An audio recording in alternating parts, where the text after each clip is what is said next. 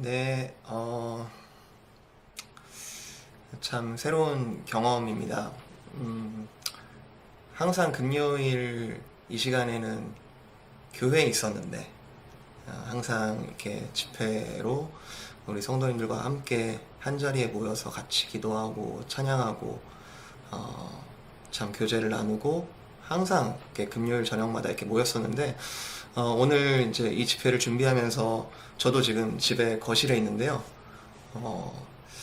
참 준비하면서 참 이게 뭐지? 이게 이렇게 실제로 이렇게 성도님들 앞에 같이 있지 않은 상태에서 이렇게 집회를 준비한다는 게 또 생소하더라고요. 몇 년 전에 또 그렇게 했던 생각들도 많이 나고. 근데 이렇게 같이 또 찬양하고 또 우리 집사님 또 기도 계신 곳에서 이렇게 같이 기도하니까 너무너무 또 마음이 따뜻해지고 무엇보다도 우리 주님께서 이 시간 가운데 어디에나 있는 우리 성도님들과 함께 하시는 것이 정말 뜨겁게 경험되는 것 같습니다. 우리 이성현 목사님 얼굴을 일부러 이렇게 내보냈어요.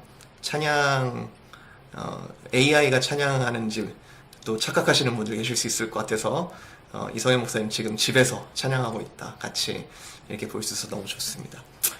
네, 오늘 함께 2025년 마지막 금요 집회를 좀 준비하면서 좀 말씀을 좀 같이 나누면 좋겠다 생각해서 시편 147편 함께 나누면 좋겠다 해서 같이 나누면 좋겠는데요. 여러분 자리에서 성경책을 직접 같이 좀 펴놓으시고 오늘 이 집회를 좀 이어가면 좋겠습니다.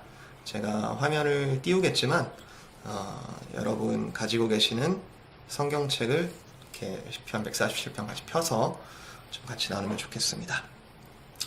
네, 계신 곳에서 같이 읽어주시면 좋겠다. 시편에 읍조리다라는 표현이 있는데 계신 곳에서 같이 읍조리면서 말씀 가운데 나아가면 좋겠습니다.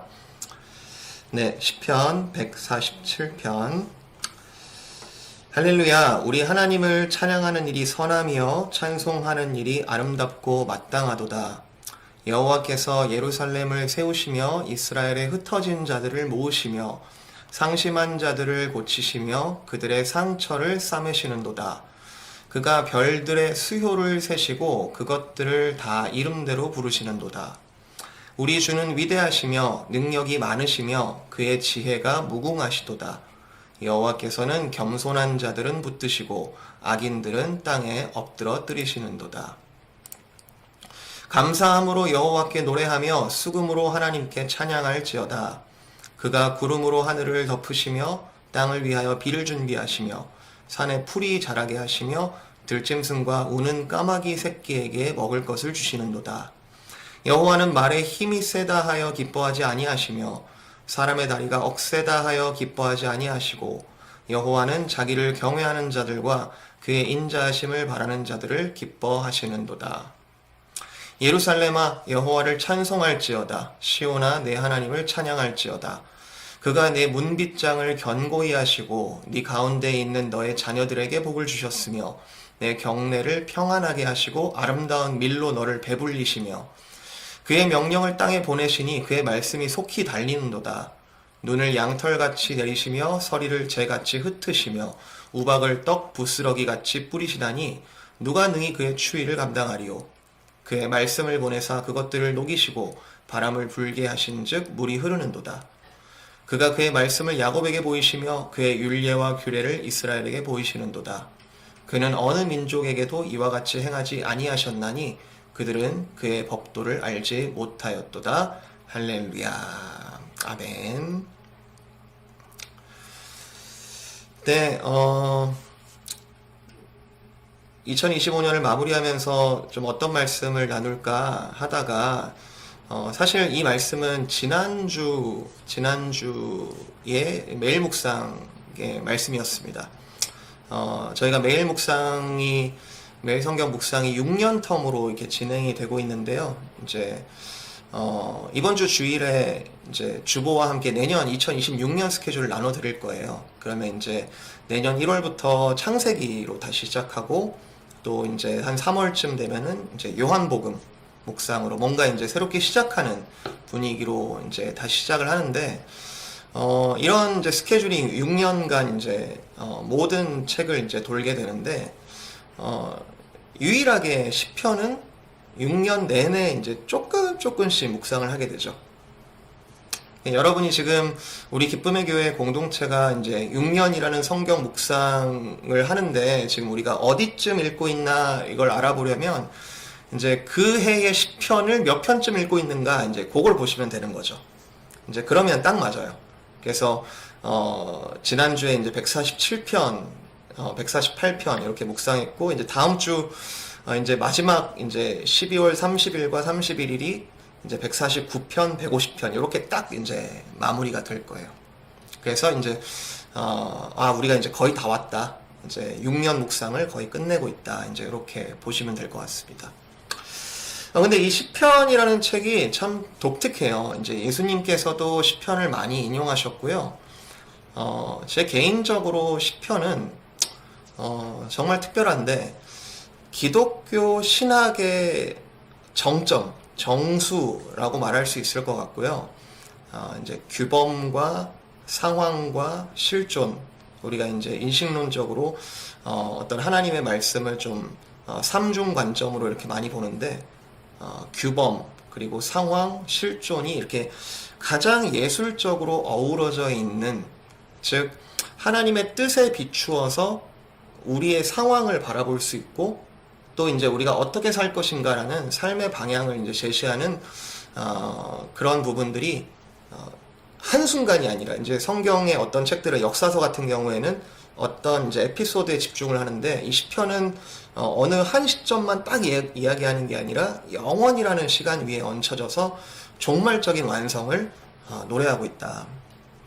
제가 너무 어렵게 말씀을 드린 것 같은데 쉽게 말하면 성경 65권이 이 시편이라는 그라운드 위에 있는 것 같은 느낌이 있고 또 이제 시편이라는 우산 안에 이렇게 65권이 이렇게 쌓여 있는 것 같은 좀 그런 느낌이 듭니다. 성경 곳곳에서 이제 포커스하고 있는 하나님에 대한 여러 가지 지식들이 시편 안에서 정말 이렇게 아름답게 통합되고 있고요. 제가 조금 과하게 이야기를 하면은 어떠한 선지서들보다도 계시의 완성이 되시는 예수 그리스도를 정말 선하고 아름답고 마땅하게 그리고 있다. 물론 이제 이렇게 의미상으로도 특별한 책이지만 이제 뚜렷하게 이제 각 시편들이 컨텍스트로 연결되어 있는 게 아니고 이제 여러 시들의 모음집이라는 형식에 있어서도 이제 다른 책들과 상당히 좀 구별되는 그런 책이 시편이라고 할 수 있을 것 같습니다. 그런데 분명히 이제 누군가가 이 시편을 편집했겠죠. 그러니까 이제 많은 시들을 모아가지고 이제 총 150편이라는 시편을 뽑아내고 이제 그 이제 순서들을 배열했겠죠. 우리가 가진 성경관에 따르면 웨스민스터 신앙고백에 있듯이 이제 사람의 손과 지혜를 성령 하나님께서 사용하셔서 성경 저자들과 편집자들을 성령 하나님께서 주관하셔서 우리가 가진 이 66권이라는 정경이 쓰여졌고 지금 이렇게 확립되어서 우리 손에 주어져 있음을 믿습니다.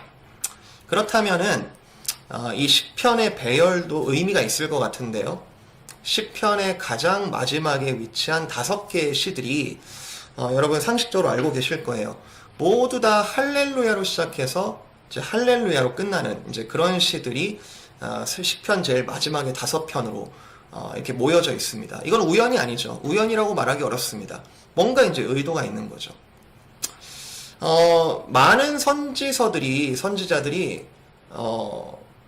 이렇게 극악한 심판의 내용을 굉장히 처절하게 울면서 회개를 촉구하고 이스라엘아 돌아오라 이런 이제 예언들을 하면서도 대부분 마지막에는 선지서들이 어떻게 끝나냐면 하나님의 영광을 찬양하면서 끝나죠.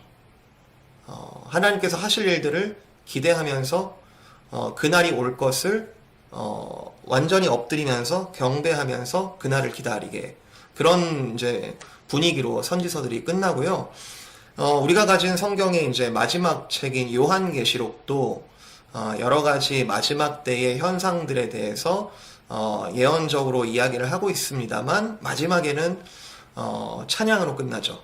하나님의 영광을 찬양하면서 할렐루야로 끝나는 것을. 그래서 하나님 나라의 완성이 되는 그 자리에 빠질 수 없는 요소가 곧 찬양이라는 것을 성경 전체가 우리에게 알려주고 있습니다. 저는 이걸 조금 더 과감하게 성도의 삶에 적용을 해본다면 우리의 삶의 마지막은 무엇으로 완성될까요? 성도의 인생은 무엇으로 완성될까요? 저는 찬양으로 완성될 것 같습니다. 그리고 우리가 지금 성화라는 작업을 통해서 뭔가 하나님 나라의 한 퍼즐로 세워져가는 이런 과정들도 찬양을 회복하는 일이 반드시 동반된다라고 생각하고요. 날이 갈수록 성도는 하나님을 찬양하는 것에 더욱 익숙해지고 자연스러워질 수밖에 없다고 저는 생각합니다. 제가 지금 말씀드리는 이 찬양이라는 의미는 뮤지컬한 음악적인 탤런트라는 의미에 지금 집중해서 말씀드리는 건 아니에요. 성도가 정말 하나님께서 완성하시는 그 빚어가시는 그 마지막 그림에 점점 내가 찬양을 잃어버린다? 찬양이 굉장히 어색해진다? 저는 생각도 하기 싫을 정도예요. 마지막 날에 하나님 앞에 섰을 때, 하나님의 심판대 앞에 섰을 때, 재판장 앞에 섰을 때, 우리와 성도와 하나님과의 소통하는 언어와 내용은 저는 분명히 찬양일 거라고 생각이 듭니다. 이거는 성경적으로도 그렇고 정말 성경적인 맥락을 따져봐도 마지막 때 찬양으로 완성된다라고 저는 생각해요. 자, 그런 점에서 시편 편집자가 우리는 누군지 모르지만 오늘 우리가 읽은 이 147편 147번째 위치한 이 시는 종말적인 완성을 그리고 있다라고 생각합니다. 앞에 이제 수많은 시편들이 인생의 순간들을 노래하죠. 기뻐서 찬양하는 순간들도 있고 정말 하나님 앞에 부르짖고 처절하게 회개하던 하나님의 은혜를 구하던 이런 수많은 인생의 에피소드들을 다 지나서 이제 147번째쯤 오니까 이제 곧 완성될 임박한 그 하나님 나라를 고대하면서 최대한 이제 자기 인생과 이 하나님의 찬양에 대한 부푼 이 마음들을 이제 시에 담아서 노래를 하고 있습니다. 시편이 되게 그렇습니다. 이제 인생의 경험이 쌓이면 그 시편의 표현들과 탁 맞아 들어가는 그 경험들이 쌓이면 그 경험에 맞닿은 표현들이 막 살아서 움직이죠. 물론 경험이 많이 없다면 아무리 이 시편을 읽어도 그냥 머리로만 이해하거나 훅 지나가 버리고 재미가 없을 수도 있을 것 같아요. 저도 어렸을 때 제일 읽기 힘든 성경이 시편이었던 기억이 납니다. 그런데 이제 조금 시편이 살아서 이렇게 성령님께서 이 시편을 사용해서 뭔가 하나님 나라를 만들어 가시는 그런 경험들을 하고 있는 것 같아요. 자, 오늘 본문을 조금 좀 뜯어보면 좋겠습니다. 제가 할렐루야로 시작해서 할렐루야로 끝난다라고 말씀드렸는데 지금 말씀드린 내용입니다. 하나님 나라의 완성적인 그림은 여호와를 찬양하는 것이다. 찬양하는 것으로 끝날 것이다. 사실 이거를 영혼의 관점으로 확장해 보면은 우리가 처음부터 해야 할 일도 찬양인 거고요. 그리고 우리의 삶의 순간순간에도 하나님께서 찬양을 요구하고 계시고 또 마지막 때에 찬양으로 완성될 그날을 기대하는 거죠. 자, 오늘 말씀의 키워드라고 할까요? 좀 이해하는데 가장 중요한 세 가지 개념을 1절에서 좀 확인할 수 있을 것 같습니다. 할렐루야, 우리 하나님을 찬양하는 일이 선하다. 또 찬송하는 일이 아름답다. 그리고 이렇게 제가 가로로 해서 추가했습니다만 노래하는 일, 찬양, 찬송, 노래 다 똑같죠? 노래하는 일이 마땅하다. 참 마땅하다. 하나님을 찬양하는 일이 선하다는 생각 해보셨어요, 혹시? 하나님을 찬송하는 일이 아름답다. 뭐 좀 부분적으로 지난주에도 우리가 크리스마스 콘서트를 통해서 온 교회가 아름답게 찬양을 올려드리는 그런 일들도 있었는데 아름답기도 하고 또 이 하나님께 찬양하는 일이 마땅하다라고 여러분 고백하고 살아가시는지요?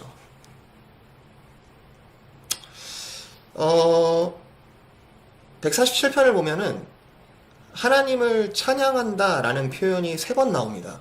1절에 나오고 그리고 7절에 나오고 12절에 나옵니다. 그래서 문학적인 구조로 보면은 3파트로 이렇게 나눠볼 수 있는데요. 첫 번째 파트를 선하신 하나님으로 읽어낼 수 있을까? 읽어낼 수 있을 것 같습니다. 선하신 하나님. 우리가 찬송하는 일이 선하다, 아름답다, 마땅하다를 이야기하기 전에 그 전제가 되는 것은 하나님께서 먼저 선하시고 하나님께서 먼저 아름다우시고 하나님께서 먼저 마땅하신 그 부분을 우리가 발견하는 것이 곧 찬양의 소스가 되는 거죠. 2절부터 4절까지 하나님이 어떤 일을 하셨는지를 시인은 노래하고 있습니다. 여호와께서 예루살렘을 세우셨다. 만약에 이 시편이 포로기 이후에 쓰여졌다라고 가정한다면 완전히 파괴된 예루살렘을 다시 세우신 하나님, 완전히 흩어져 버린 이스라엘을 다시 모으신 하나님, 포로로 끌려가기 전에 수많은 불안했던 그 순간들, 그리고 포로로 끌려간 가운데 우리가 언제 돌아갈 수 있을까? 날짜들을 세던 상심한 자들을 고치시는 하나님, 그리고 인생에 스크래치가 나고 도무지 이 상처는 고칠 수 없어 라고 스스로 아파하던 그들의 상처를 싸매시고 다시 회복시켜 주시는 하나님. 하나님 어떤 분이시죠? 별들의 수효를 세신다. 별들이 몇 개가 있는지를 다 세시고 그것들을 다 이름대로 부르시는 하나님. 아브라함이 떠오르죠? 아브라함이 나에게는 자녀 하나 없다고, 나는 끝이라고, 내 유산은 여기 있는 이 종에게나 줄 생각이라고 했는데 하나님께서 밤중에 그를 장막 밖으로 이끄시고 별들을 보게 하셨다. 내 자손이 이와 같이 많으리라. 그런데 그 이름을 하나하나 부르시겠다. 한 명도 이스라엘 민족이라는 하나님께서 택하신 그 백성 중에 아무도 이름을 모르시는 자가 없으신 선하신 하나님.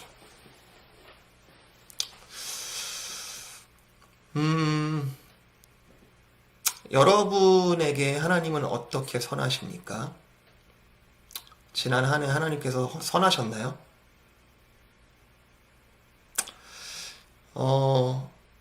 목회자로 살아간다는 것은 정말 회복되고 기뻐하는 일들도 있지만 참 어려운 일을 당한 성도님들을 외면할 수 없고 같이 있게 하시고 그리스도의 이름으로 같이 소망하게 하는 그 자리에 보내시는, 그리고 그 자리를 찾아가게 하시는 일들을 하게 하시는 것 같아요. 그런데 그때마다 참 아프지만 고백하지 않을 수 없는 것은 우리 주는 위대하시며 능력이 많으시며 그의 지혜가 참 무궁하시다, 참 선하시다 라는 하나님의 존재를 그때그때마다 가장 약한 자리에서, 가장 무너져 있는 그 자리에서 하나님께서 외면하지 않으신다는 사실을 보면서 많이 경험하는 것 같아요.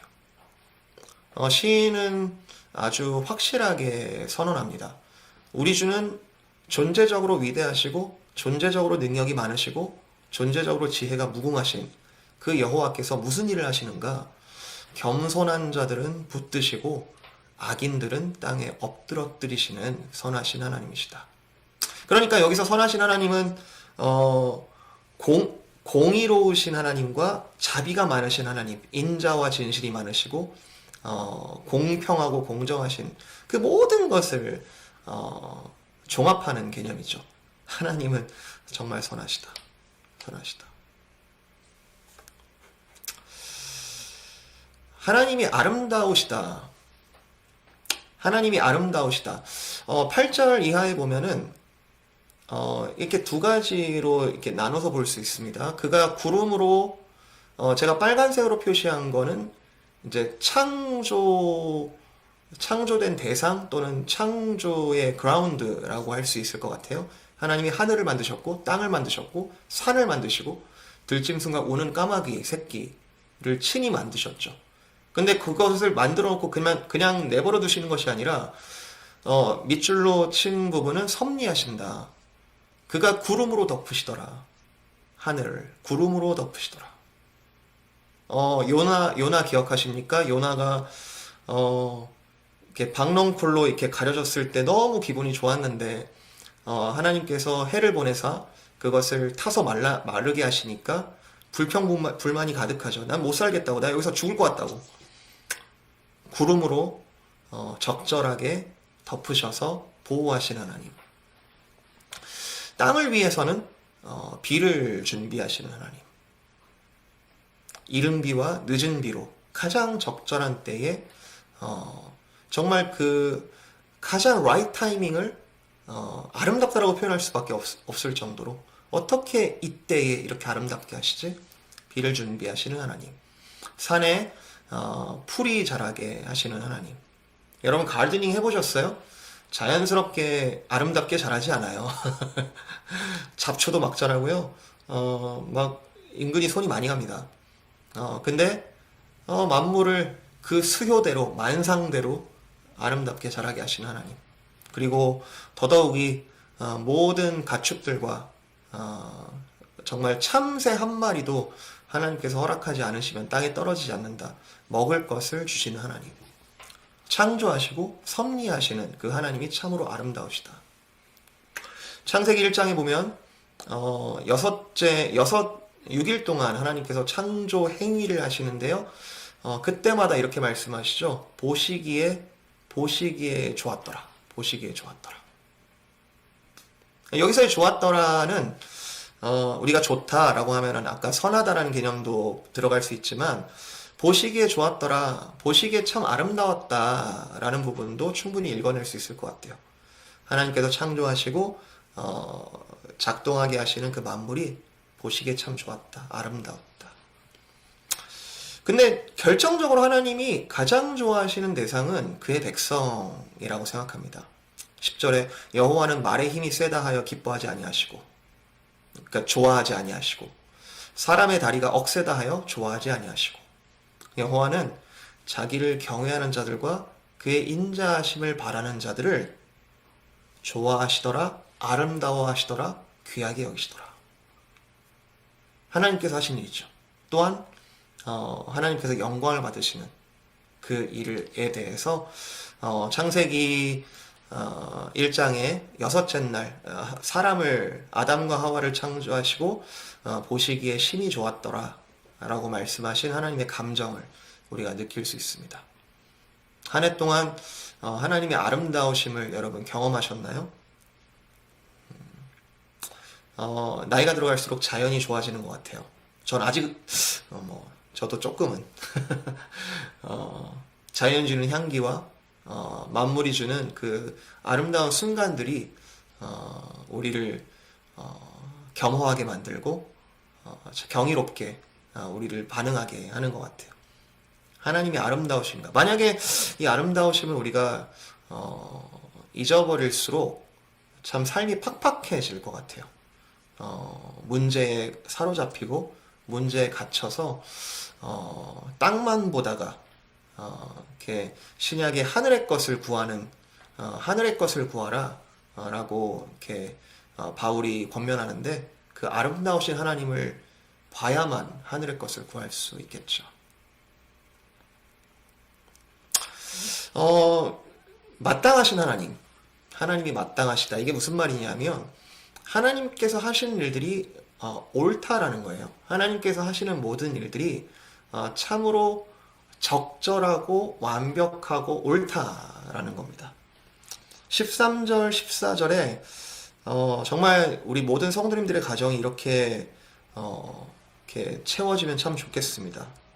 문빗장을 견고히 너의 자녀들에게 복을 주시고 경내를 평안하게 하시고 아름다운 밀로 너를 배불리신다. 다 하나님께서 하시는 선하신 일들이죠. 선하신 일들. 근데 15절 보니까 이 일을 어떻게 하시냐면 그의 명령을 땅에 보내시니 그의 말씀이 속히 달리는도다. 그러니까 하나님께서 하시는 일들은 우리와 상관이 없지 않아요. 근데 뭘로 상관이 있냐면 말씀을 매개체로 해서 우리와 계속해서 상관하시는 거죠.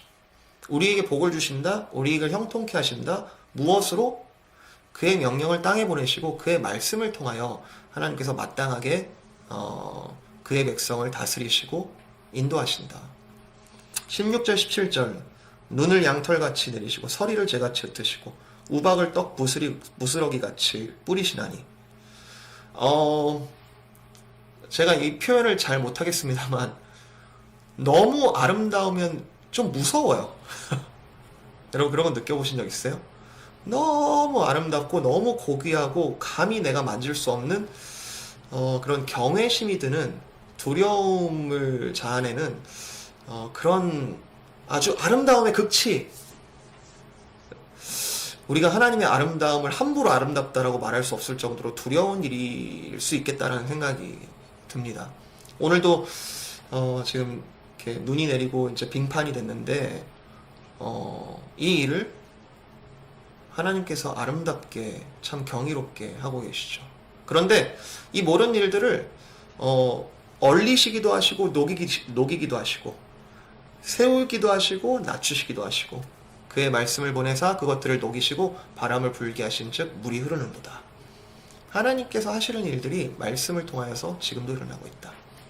19절 그가 그의 말씀을 야곱에게 보이시며 그의 율례와 규례를 이스라엘에게 보이고 계신다. 이게 지금 시편의 147편의 시인이 하고 싶은 말이에요. 우리 하나님을 찬양해야겠다. 왜? 그의 말씀을 야곱에게 보이시고 이스라엘에게 지금도 보이시고 계시다. 어느 민족에게도 그와 같이 행하지 아니하셨나니 그들은 그의 법도를 알지 못하였도다. 하나님께서 하시는 일들이 여러분 말씀을 사랑하시는 줄 믿습니다. 여러분 올 한 해도 어떻게든 말씀을 붙잡고 말씀 안에 자신과 세상을 재해석하며 그리고 말씀대로 이 하나님의 나라를 여러분 스스로가 빛과 소금으로 세워주신 왕같은 제사장으로 세워주신 하나님의 말씀에 의지하여 이 올 한 해도 열심히 사셨다라고 믿습니다. 이런 부분들이 어떻게 해서 가능한 것인가? 하나님이 마땅하시기 때문에. 마땅하신 하나님께서 마땅한 말씀들을 그의 백성들에게 주시기 때문에. 여러분 이런 말씀들을 보시면 누가 떠오르세요? 예수 그리스도는 뭐라 한마디로 표현하기 어렵죠. 예수님 나 알아. 옛날에 쉽게 얘기했는데 예수님을 안다는 것은 알면 알수록 더욱더 그 깊은 너무나 선하시고 너무나 아름다우시고 너무나 마땅하신 그분의 세계로 우리가 계속해서 초대되는 걸 거예요. 여전히 예수님께서는 그의 백성들을 말씀으로 인도하십니다. 말씀이 육신이 되어 우리 가운데 거하심에 우리가 그의 영광을 보니 아버지의 독생자의 영광이요 은혜와 진리가 충만하다. 참으로 선하시다. 참으로 아름다우시고 참으로 마땅하시다. 이 147편에 만물을 노래하는 것 같지만 사실 우리가 좀 포커스해야 되는 분은 예수 그리스도일 거예요. 그분의 선하심, 그분의 아름다우심, 그분의 마땅하심에 매료되어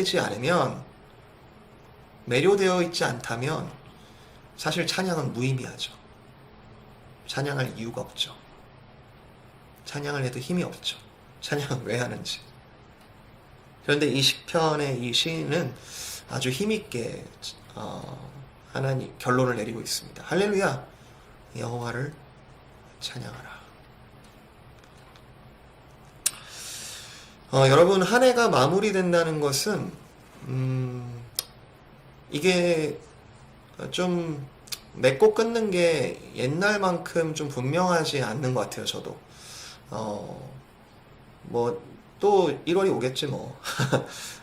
또 1월이 오면은 뭐, 나의 나이나 뭐 숫자가 뭐 하나 바뀌는 그 의미가 옛날만큼 이렇게 크게 느껴지지 않고 그냥 연속되는 하루가 또 이어지는 것 같아요. 근데 이게 부정적인 의미도 있을 거예요. 이제 날마다 새로워야 되는데 나이가 들수록 날마다 새롭지 않고 날마다 어린아이와 같은 마음을 점점 잃어버리고 그냥 똑같은 그냥 하루만 반복되는, 만약에 그런 의미라면은 좀 이렇게 내년이 돼도 별로 기대가 안 되고 이런 부분들은 조금 이제 부정적인 의미로 우리가 좀 생각해 볼 수 있을 것 같아요.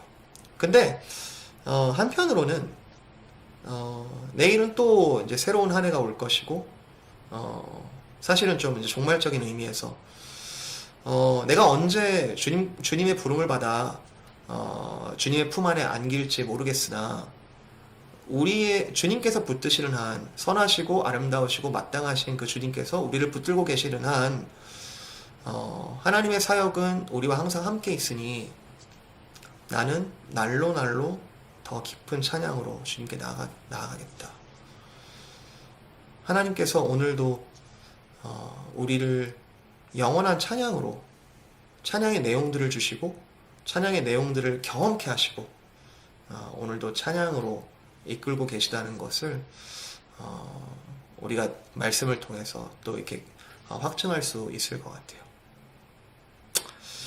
사랑하는 성도 여러분, 내년 한 해 또 새로웠으면 좋겠습니다.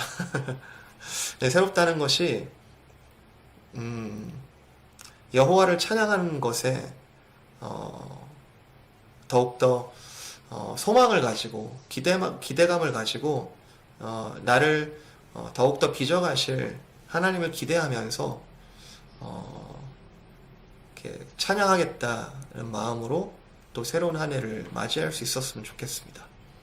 이미 우리에게 주신 예수 그리스도라는 이름은 찬양받기 합당하시고 성탄절만 예수님의 오심을 찬양하는 것이 아니라 그분이 영원히 오시기 때문에, 영원히 우리와 함께 하시기 때문에 그것이 매일매일 우리가 영원히 찬양할 수 있는 찬양의 이유가 되고요.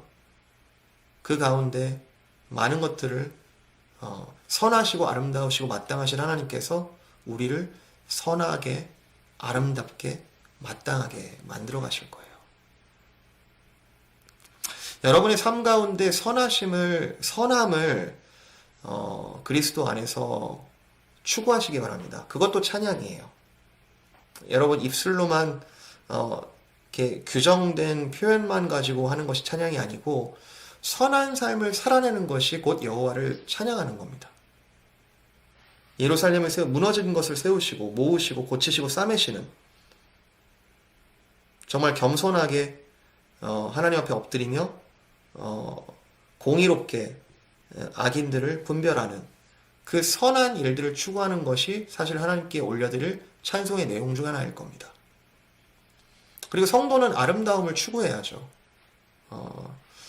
현대 이 포스트 모더니즘 시대는 내가 좋아하는 것이 곧 아름다운 것이다 라고 주객이 전도되어 있는데 아니죠. 하나님께서 아름답다 하시는 것과 아름답지 않다 하시는 것을 주님께서 주시는 마음으로 분별할 필요가 있죠. 아름다운 것을 쫓아야 합니다. 아름답지 않은 것에 대하여 슬퍼해야 하는 거죠. 여러분 많은 뭐 넷플릭스라든지 뭐 여러 가지 매체라든지 뭐 뉴스라든지 여러 가지 여러분 컨텐츠들을 이렇게 흡수하고 또 마주하실 때에도 선한 것, 아름다운 것, 마땅한 것들을 분별할 필요가 있어요. 전 그런 경험 많아요. 세상을 분별하기 위해서 뭐 세상 음악도 듣고 뭐 조금 많이 세상을 고발하는 듯한 그런 영화들이나 그런 드라마들도 보기는 보지만 거기에 지속적으로 노출되었을 때 제 영이 아파하는 것, 아름다운 것에 벌써 눈 감아 있는 것을 제가 발견할 때가 있어요. 그런데 말씀을 통해 다시 아름다움을 회복하는 거죠. 또 성도는 마땅한 자리에 있어야 합니다. 마땅한 것을 붙잡아야 합니다. 말씀하신 하나님, 여러분 계속 강조해도 부족함이 없는데, 하나님께서 무엇으로 다스리신대요? 말씀으로 우리를 다스리세요. 우리의 개별적인 문제들, 어떤 게 마땅할까? 어떻게 이 문제를 풀어가야 할까?